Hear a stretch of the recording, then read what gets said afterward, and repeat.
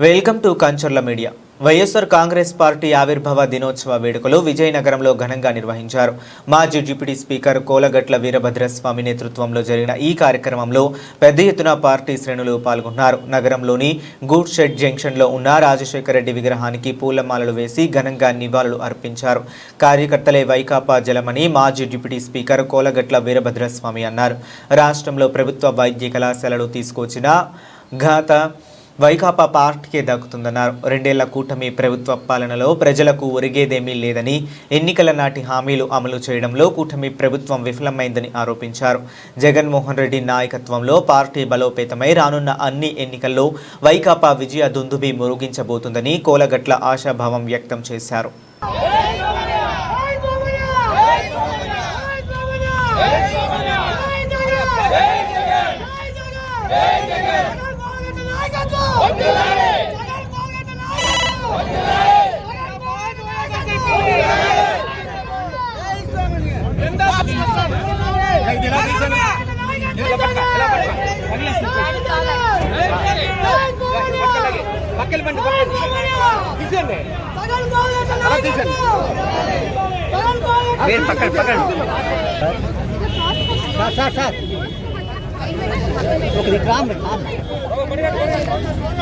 వెళ్ళండి.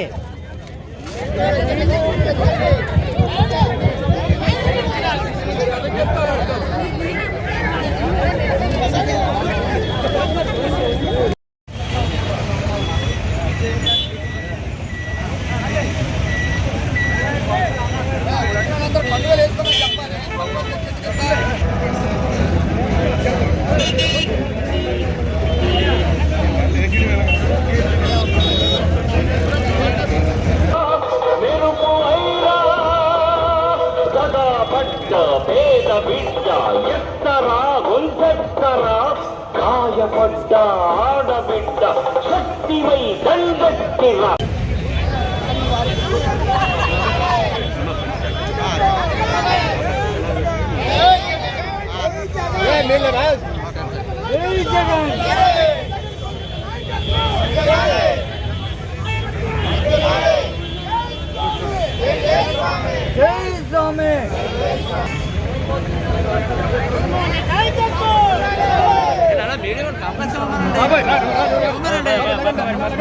అలా తప్పకుండా కార్యక్రమాలు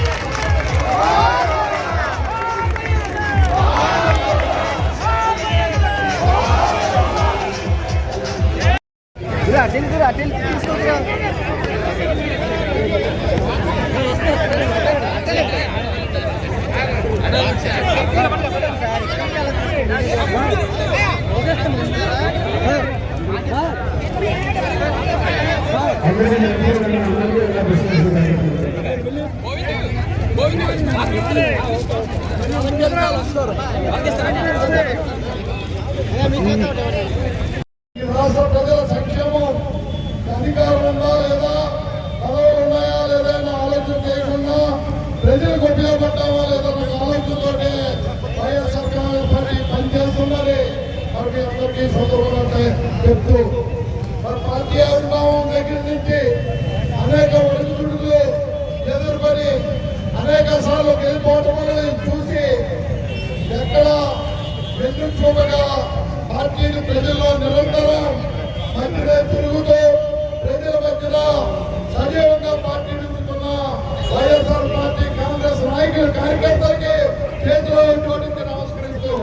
మీరు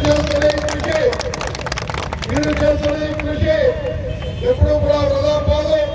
2014 ఎన్నికలు పోటీ చేసినప్పుడు అధికారం రాకపోయినా ప్రజల మధ్యన నిరంతరం ఉంటూ ప్రజలకి ఒక నమ్మకాన్ని కలిగించి 2019 అధికారంలోకి వచ్చాం. అధికారంలోకి వచ్చిన తర్వాత ఈ రాష్ట్ర ముఖ్యమంత్రిగా జగన్మోహన్ రెడ్డి గారు బాధ్యతలు స్వీకరించిన తర్వాత ప్రజలకి ఏదైతే ఎన్నికల ముందు హామీలు ఇచ్చారో హామీలన్నీ కూడా అమలు చేస్తూ మాట తప్పని మాట చెప్పని నాయకుడిగా ఈ రాష్ట్రంలో జగన్మోహన్ రెడ్డి గారు పేరు తెచ్చుకున్నారు. కాలం గడుస్తుంది, 5 సంవత్సరాలు పూర్తయ్యాయి. మళ్ళా ఎన్నికలు వచ్చాయి. ఎన్నికలు వచ్చేసరికి జగన్మోహన్ రెడ్డి గారిని వైఎస్ఆర్ కాంగ్రెస్ పార్టీని ఎదుర్కోవాలి. ఏ రాజకీయ పార్టీకి ఆంధ్ర రాష్ట్రంలో శక్తి సరిపోలే, ధైర్యం చాలే.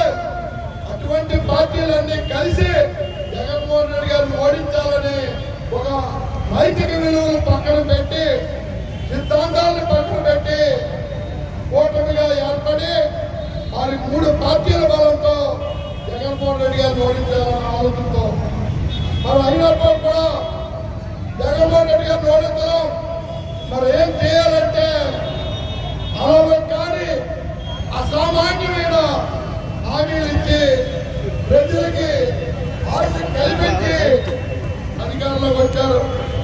సంవత్సరం 9 నెలలే 10 నెలలు అడుగు పెట్టాం.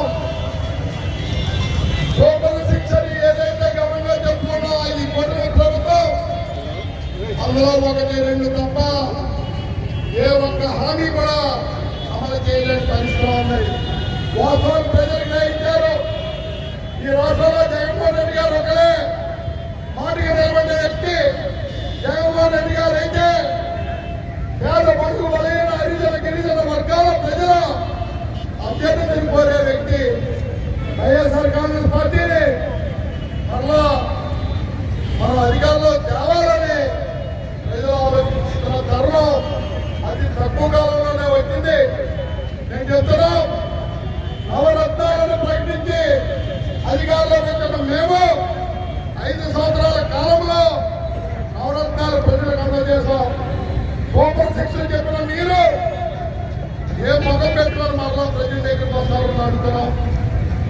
చంద్రబాబు నాయుడు సంతకం చేసిన బాండ్లు ప్రతి ఇళ్లలో ఉన్నాయి. మీరు ప్రజలకు కలిసినప్పుడు చెప్పాలి. రేపు ఏదైనా సందర్భంలో తెలుగుదేశం పార్టీ వాళ్ళు వస్తే, ఈ కుటుంబ పార్టీ వాళ్ళు వస్తే ఆ బాండ్లు తీసి మీరు అడగండి. నిలదీయవలసిన అవసరం, అవకాశం ఈ ప్రజాస్వామ్యంలో ఉందని తెలియజేయాల్సిన అవసరం ఉంది. వ్యక్తిగత